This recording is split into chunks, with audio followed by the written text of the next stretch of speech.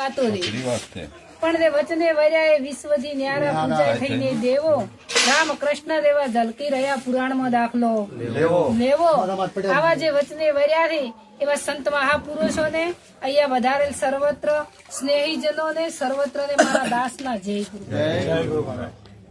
પ્રથમ ભક્તિનું પગથિયું વેદ વ્યાસ થી ગુરુ પૂર્ણિમાનો મહિમા ચાલ્યો આવે. ગુરુ પૂર્ણિમાનો મહિમા એવો છે કે જેને ગુરુ ચરણે રામ કૃષ્ણ ને આદિ ગુરુ ભાવે બધું મૂકી ગુરુ ચરણમાં જાવે. ગુરુ વિના તને કોણ છોડાવે?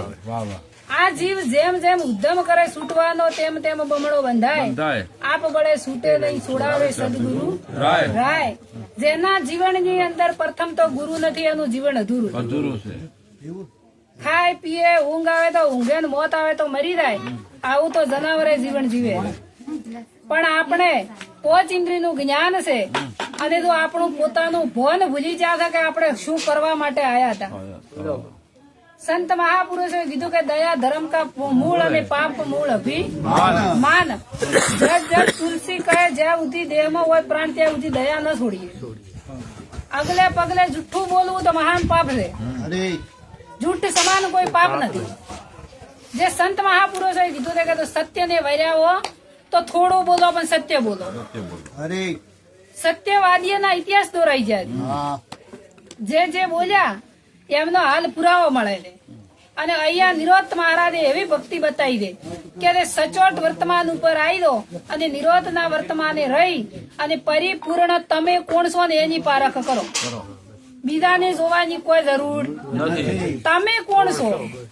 આ પોચ તત્વના પૂતળાની અંદર કીધું છે કે જીવ ઈશ્વર માયાના ભેદથી ને ભૂલ્યો પોતાનું ભોન. પોતે કોણ છે ને એની ખબર નથી. આ મનુષ્ય અવતાર મળ્યો છે પણ જેમ દારૂડિયો દારૂના નશામાં ફરે એમ હારે બે ભોન ફરે. એને કોઈ ખબર જ નથી કે અમે કોણ થઈ કે શું કરવા માટે આયા, શું કરી રહ્યા હતા. આ અંત સમય કીધું કે ચીઠી ફાટશે, અંતની વેળા થશે દાવાની. લોકો પોક મુકતા આવશે, કઢી ખીચડી ખાશે તને ચમચી પોણી નથી પાવાની. સવારથની દુનિયા તો હાડખર લઈને હાલતી થવાની. સવારથની દુનિયા તો ઘડીકમાં ભૂલી જવાની. એકનો એક છોકરો હોય ને મરી જાય ને તો 4 મહિને બધી ભૂલી જાય. કોઈ કોઈનું નથી. તો તમારા માટે તમે શું કર્યું? ધન દોલત ગાડી લાડી બંગલા. પ્રથમ મનુષ્ય અવતાર મળે તો પોતપોતાના કર્મના આધીન બધું મળી ગયું. ધન ગાડી લાડી બંગલા બધું પોતપોતાના કર્મ હતું મળી ગયું. પણ છતાં આ મનુષ્ય દેહ માત્ર માગવાનું મેલતો નથી. ચમ કે કરે તો કીધું હમણાં બે ની વાણીમાં કે પથ્થર પહેરી પૂજા કરીને માગે ઘણી. એક 20 રૂપિયાનો નારિયેળ સડાવે ને 1.25 લાખની મોનતા લાવે. બોલે ગોડું હોય એટલે તમે ના લે તમારું એનું પેલું ન કરે. પણ આપણે આવી અંધશ્રદ્ધાઓથી મુક્ત છા નથી. અને ગુરુનો મહિમા શું છે એ આપણે ગણ્યો નથી. જ્યાં સુધી ગુરુના ચરણમાં ન દો ત્યાં સુધી તમને તમારી પારખ ન પડે. આખા વિશ્વને ઓળખો પણ તમે કોણ છો ને એની પારખ ન પડે. અંદર આપણે આપણને ઓળખતા હોય બીજાનું ઓળખો. તમે કોણ છો એની પારખ કરો. ગીતાજીમાં કીધું કે હે અર્જુન ફક્ત ને ફક્ત મનુષ્ય બનીને તું તને જોણી કે તું કોણ છે એમ કીધું કે મનુષ્ય બનીને તું મને જોણી લીધી. શું કે આ સંત મહાપુરુષ એવું કીધું કે સતી તોરણ બોલી કે પાપ તારું પ્રકાશ જાડેજા ધર્મ તારો. એમ કીધું કે મારો ધર્મ અભાજે કે તમારો ધર્મ શું છે? મનુષ્ય માત્ર મળ્યો છે આપણે 9 મહિના સુધી માના ગર્ભવાસમાં ઊંધા મસ્તક એ કોરી નરક ની ખોઈ નથી. અને એ બંધન માંથી છૂટ્યા અને ઓય આઈને બંધન માં બેઠા. મૂળ તો બંધન નું બંધન કે બંધન નું બંધન. અને આ બંધન માંથી છૂટવું હોય ને તો સદગુરુ સિવાય કોઈ ના છોડાય. કોઈ કીધું કે મોટામાં મોટો ભય એનો જન્મ ને મરવું. અને સંત મહાપુરુષે કીધું કે જન્મ મરણ નો ત્રાસ છે ભારે છૂટી શકે મનુષ્ય ભૂલ્યો દવાર 84 માં આવે. ગુરુ વિના તન કોણ છોડાવે? જો આ મનુષ્ય અવતાર ભૂલી જા તો વારંવાર ફેર હાથ આવવાનો. આ અવતારમાં ભજન થઈ શકે. કોઈ ઢોરન કીધું કે તમે ભજન કરો, કોઈ કૂતરન કીધું કે તમે ભજન કરો. અને એ અંદર કોઈ નડે છે?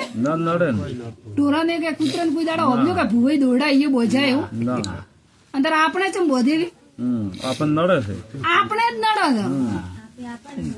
આપે નડે છે એટલે ધીરે આપણને નડે. નકર ચમ એ નહીં નડતું. પણ આપણને ખબર નથી કે આપણે શું કરી રહ્યા છે.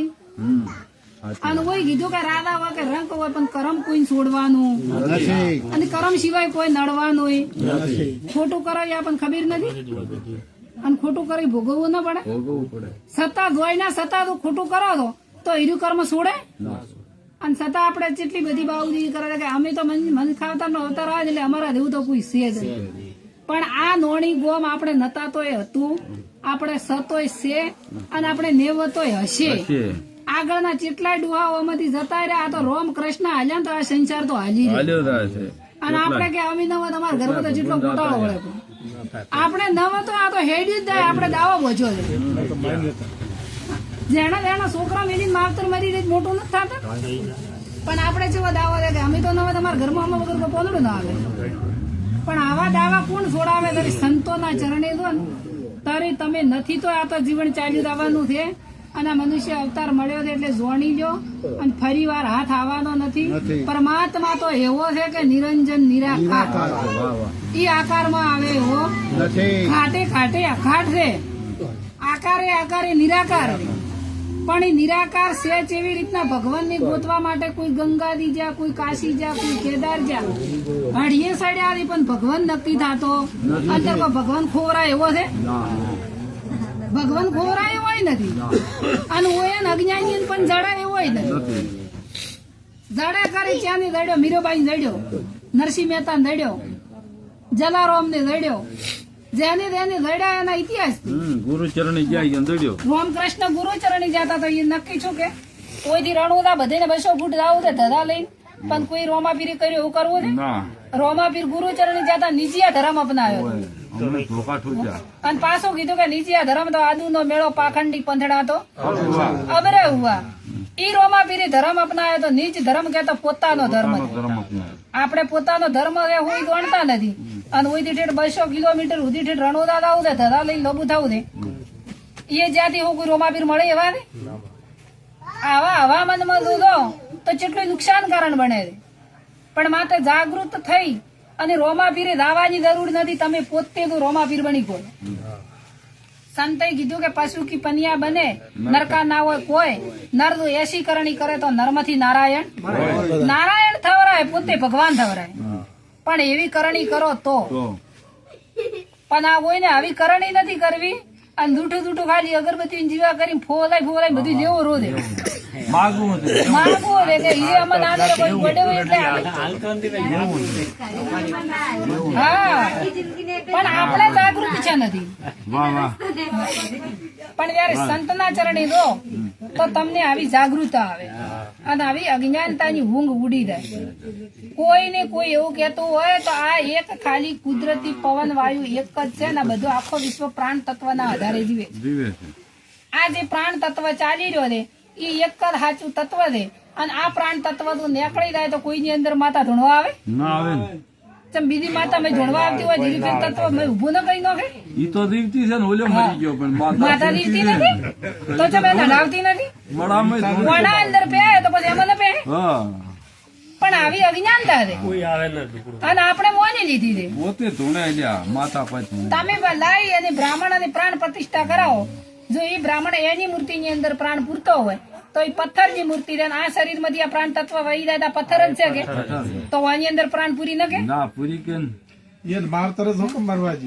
કોઈ તો હગાવાળું હોય તો કોઈ મરવા છે પણ આવી કોઈની તાકાત નથી પણ આ પાખંડ ઉભું કરી અને આ ભ્રતિઓમાં ભૂલા પાડી અને આવા જિજ્ઞાસુ જીવોને બચારાને ફસાઈ નો છે કેમ કે ઓયન તો ખબર નથી ખબર તો વધડો તો હું કરે ભીટકાય કે પણ જેની ગુરુના ચરણે જાતો આ કુટુંબને આ પરિવારને તો લાખો વાર ધન્યવાદ આલું છું કારણ કે મારા ભક્તિનો સહારો બની અને મને તરવાનું નાવ મળ્યું પ્રથમ પહેલા તો ભક્તિ મારા ધનાવાળા ભક્ત મંડળને વંદન કરું છું અને મારા માતા પિતાને કોટી વાર વંદન કરું છું કે એમને મને મનુષ્યનો અવતાર આપ્યો આ અવસર મને મળ્યો અને એ કારણથી આવા સંતોનો મને સહારો મળ્યો કીધું છે કે ભાઈ સાધુ પુરુષનો સંગ ભાઈ મને